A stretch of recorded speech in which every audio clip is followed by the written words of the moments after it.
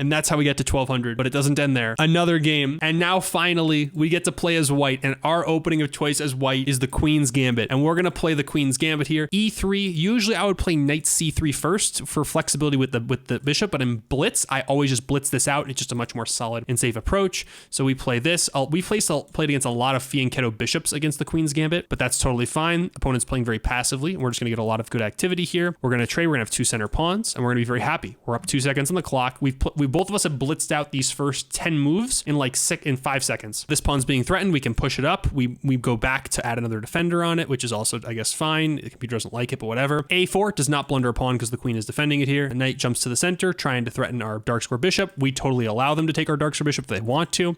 Bishop out, knight takes, queen takes, bishop on the diagonal. There's a bit of a skewer here if this pawn ever were to move out of the way. We don't want that to happen. We're going to move our queen out of that. They're maybe trying to play some F4 ideas here. And now we're trying to play along this diagonal. Maybe get the rook over here. Maybe we will play E4 at some point with our rooks in the center. See what we're going to do. Put this guy over here. We're going to reroute and take, although it's a mistake because after takes, they are not supposed to take, but opponent in this position is supposed to take with the rook to apply all sorts of meaningful pressure along here and here and here. But they instead take with the knight. Also allowing us to capture this bishop, which we snap take, and we just won a piece. 15 seconds, we're up a full piece. Our pawns are a little weak in the center. This D pawn's a little weak, but we have an extra, we just have an extra piece. So like rook to the open file, trying to attack that pawn, bringing our knight into the game, gonna bring our queen back to bring our knight perhaps up somewhere over here. They're gonna double up over here, but we can defend that very easily. Totally fine. They just sack a full rook for nothing. They have 3 seconds on the clock. We still have half of our time left. Queen D7. I have no idea what they're trying to. We just go to defend here. This is all holding. There's nothing here for my opponent. They can't even take this. I mean, they're just blitzing out moves here. Queen H5. We can take our time. We're just going to play very defensively. They want to trade queens. We're happy to do so. We're up a piece. They're going to go rook F4. Doesn't matter.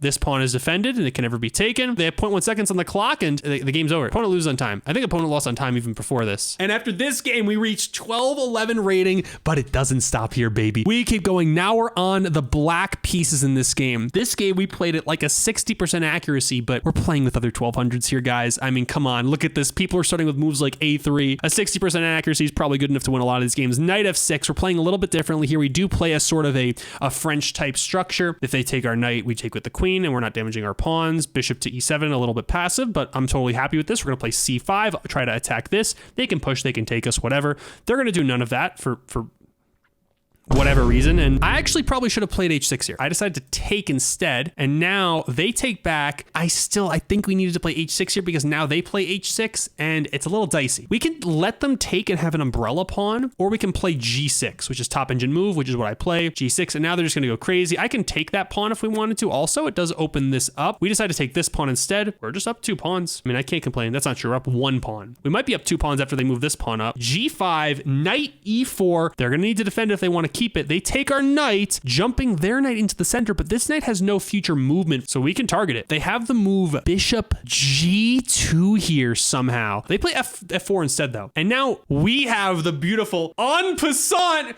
which we didn't do. Instead we played this move, which is severely weakening our C6 square, probably because we wanted to bring our bishop out here. Bishop now comes to G2 a little bit later than it should have, because now we have bishop B7, D3, rook C7, they can take with the bishop, but now we just go back and oh no, with 37 seconds on the clock, we play this move in 1 second and hang our queen, and the opponent misses it. We took the bishop and they didn't take our queen. Somehow queen D2, knight takes because the rook is defending with the fork. Well, they have to move their king unless they want to sack their queen, and they sack their queen. They sack the queen for the knight, and now we're going to infiltrate. Bishop B4, queen D5. This is going to get spicy here. This is going to get intense. Opponent has lost their queen. We blundered our queen. They missed it. They're trying to attack us. We're not going to allow it. We're completely solid here. Bishop to C3. We could take their knight, but we just want to get rid of this bishop, and this is actually losing to this move. Knight E7, forking our queen and our king, and they find it.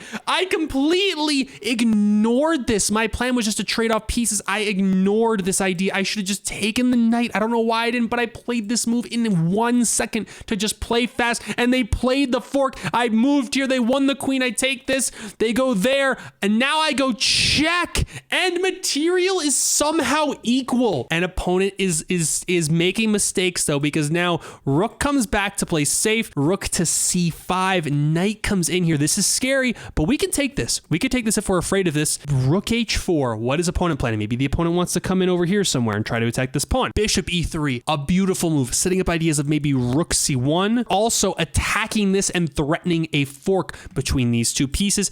And opponent just plays rook h3, and now we attack. Now we pounce. Takes on g5. They have to move this back. They hang their piece. Opponent has 9 seconds on the clock. We have 12. We're up on time. Attacking our a pawn. We push. Then we push again. They're just going to keep boomeranging back and forth. We're just going to keep pushing our pawns. Rook b8 so we can push the pawns up. We're going to defend our bishop. Their rook's going to go back. We're going to move our king out of the corner. I think our opponent loses the time. A game where both players blundered their queens. I had a performance rating of 1,000. My opponent had a performance rating of 600. We're officially at 1220. Let it be known we played this game at 80% accuracy. Queen's Gambit again, c4. Opponents against Queen's Gambit love to play bishop g7 and fianchetto their bishop. I play against this more than half the time when I play this opening in bullet. They're going to fianchetto both their bishops for whatever reason. I don't know why opponent's going to play very passively here. Sure, doesn't matter to me. I'm just going to play standard opening principled stuff. f5, rook to b1, opponent castles, queen c2. All these are inaccuracies. Every single move we make is an inaccuracy. We're going to lock up the center because this is going to shut down this bishop. It actually loses a pawn, I think, because takes,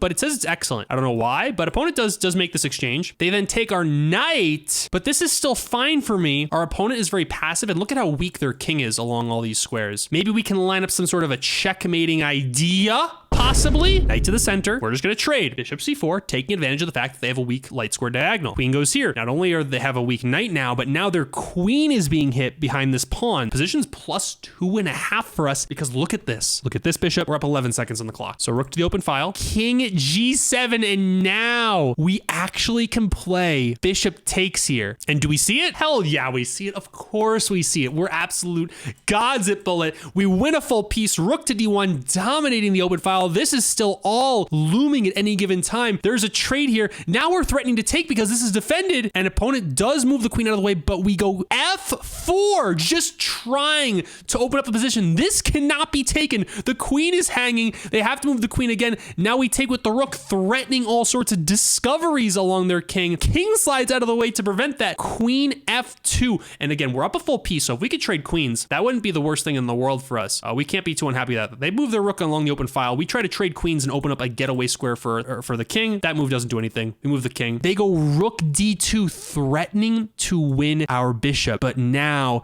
there is the spectacular queen h4 check. King slides out of the way. Rook e7, double check. A great move. King slides back.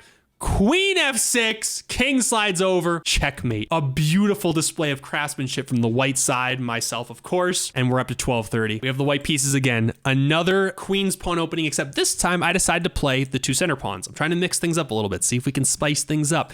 And I play the advanced French because I play the French, so I know how to play defensive. I know how to play offensively against the French defense, yada, yada, yada. Whatever. We take this pawn. I don't really care. We're just going to develop some pieces here. Check, move our bishop back, solidify the pawn in the center.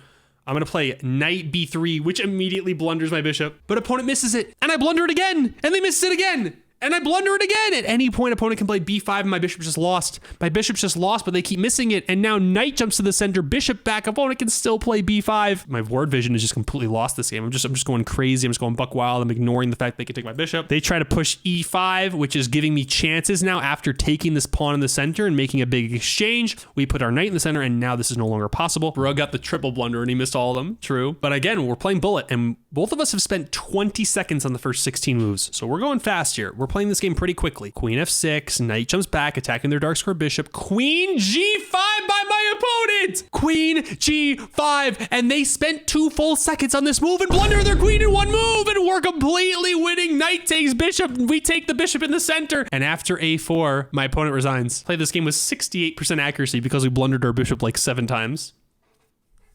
And we are officially 1237. If you guys enjoyed the video, consider subscribing and check out these other awesome videos that are also chess. Hope you have a great rest of your day.